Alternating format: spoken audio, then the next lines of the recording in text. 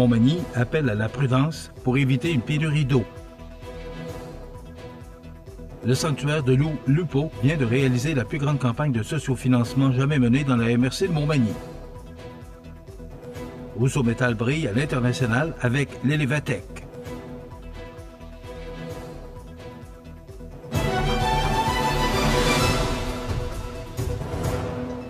Lundi 22 septembre 2025. Bonjour mesdames et messieurs et bienvenue à votre bulletin d'information régionale sur le réseau de télévision CMA TV et bon début de semaine. La ville de Montmagny lance un appel pressant à sa population, soit de réduire dès maintenant sa consommation d'eau potable. En cause, les faibles précipitations enregistrées depuis plusieurs jours qui entraînent une baisse notable des réserves. La municipalité souhaite prévenir une éventuelle pénurie et insiste sur l'importance de poser des gestes simples et concrets.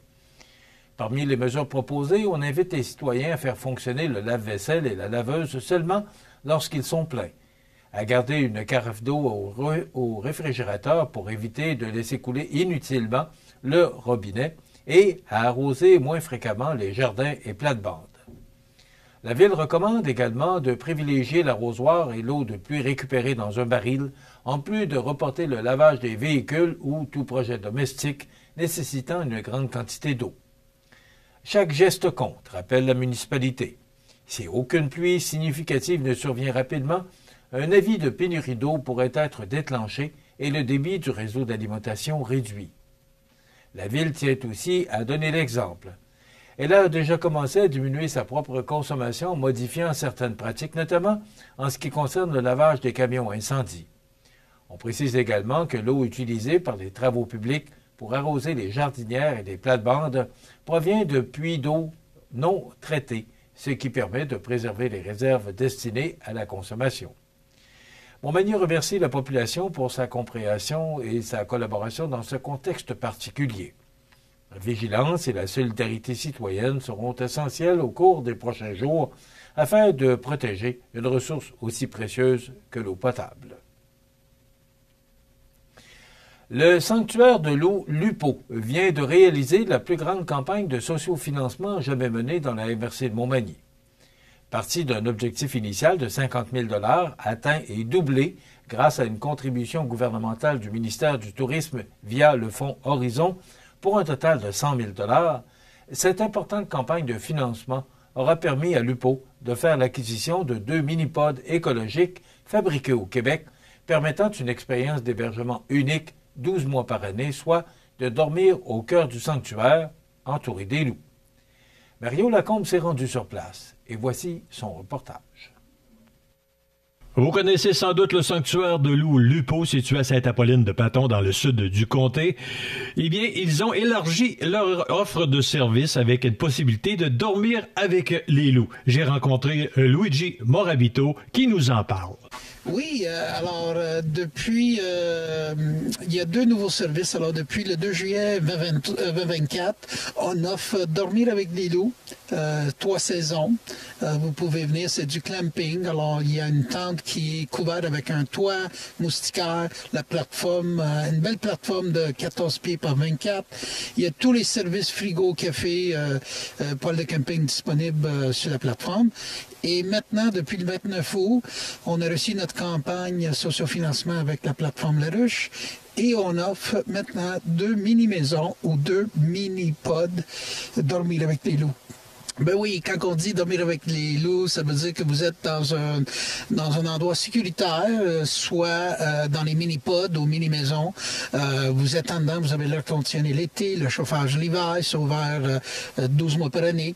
Vous avez une grande vitrine panoramique de 6 pieds par 6 pieds. Alors, vous voyez tout ce qui se passe dans l'enclos. La tanière. Les loups aiment le monde. Nos loups sont... On est gâtés, on a des loups qui aiment le monde, aiment la famille. Ils viennent proches, ils collent l'enclos comme tel, ils collent la maille. Alors, vous les voyez de très proche constamment.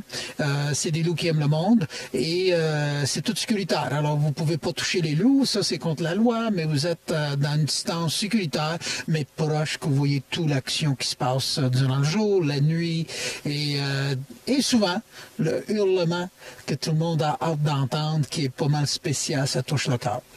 J'ai demandé aussi à Luigi si, selon la saison, on observe différents comportements de la part des loups gardés ici au sanctuaire Lupo.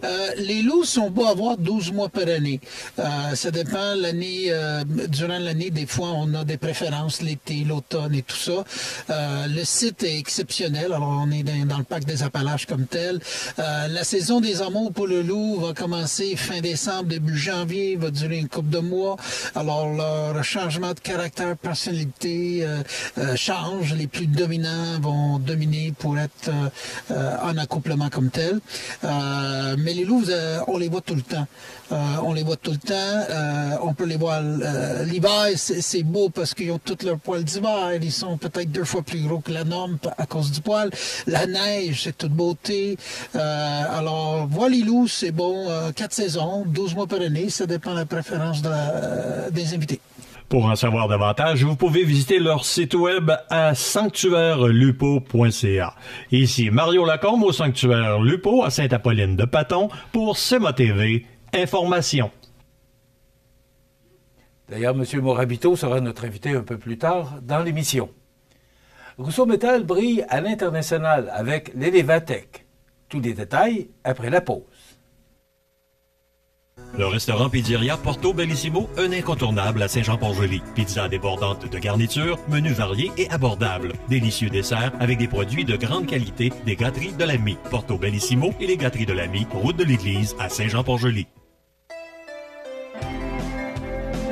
Les Productions Ténor présentent le grand dévoilement de leur saison 2026-2027 le 25 octobre à l'espace citoyen de Montmagny.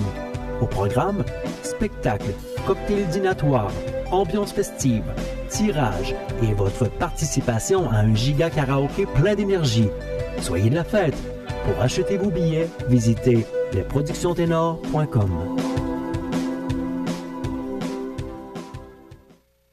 Vous regardez CEMA TV, le réseau de l'information sur la Côte-du-Sud.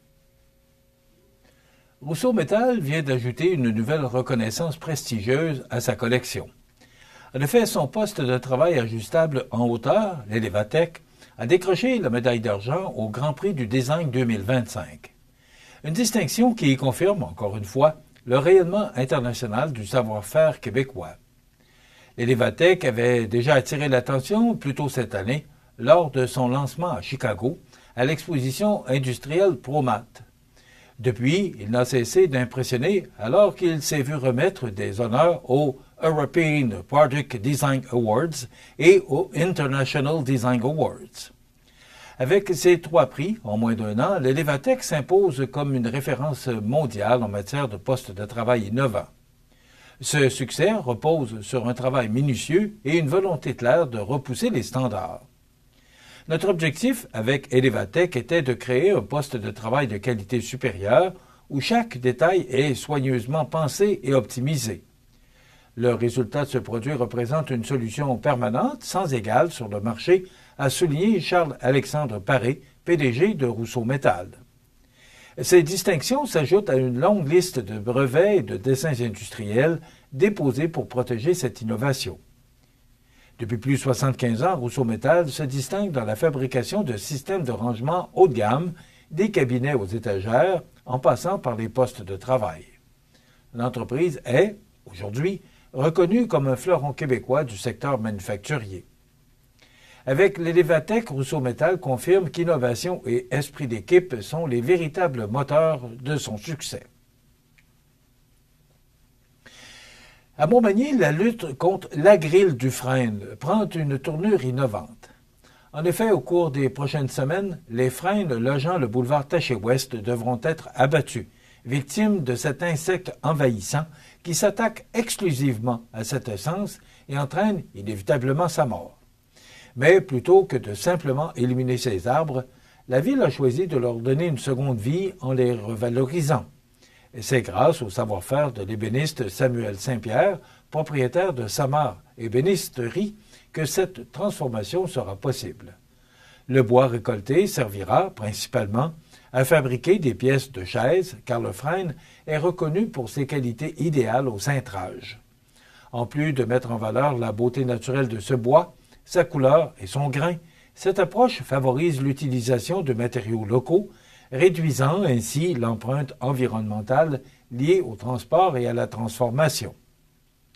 Depuis la détection de la grille du frêne dans la région en 2019, Montmagny n'a pas ménagé ses efforts. Inspection systémique, abattage préventif, sensibilisation citoyenne et plantation d'espèces de remplacement figurent parmi les mesures mises en place. En juin 2024, une douzaine d'érables Autumn Blaze, un croisement à croissance rapide entre l'érable rouge et l'érable argenté, ont déjà été plantés le long du boulevard Taché-Ouest. Cette stratégie assure la continuité du verdissement malgré les pertes imposées par l'insecte. Le maire de Montmagny, Marc Lorrain, souligne l'importance de cette démarche. En agissant de manière proactive, Montmagny s'assure non seulement de protéger sa canopée urbaine, mais aussi d'offrir à ses citoyennes et citoyens un environnement plus durable et accueillant. Avec cette initiative, nous transformons une menace écologique en occasion de valoriser un savoir-faire local et de créer des produits durables. Rappelons qu'une réglementation fédérale encadre désormais le transport du bois de chauffage et des produits issus du frêne afin de limiter la propagation de la grille.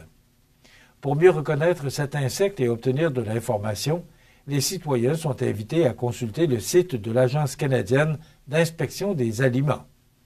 Chaque année, Montmagny investit près de 40 000 $ dans l'achat d'arbres, arbustes et plants variés. Cette diversification des essences plantées vise à réduire les risques liés à d'éventuelles nouvelles maladies ou autres insectes envahissants, tout en renforçant la résilience de la canopée urbaine.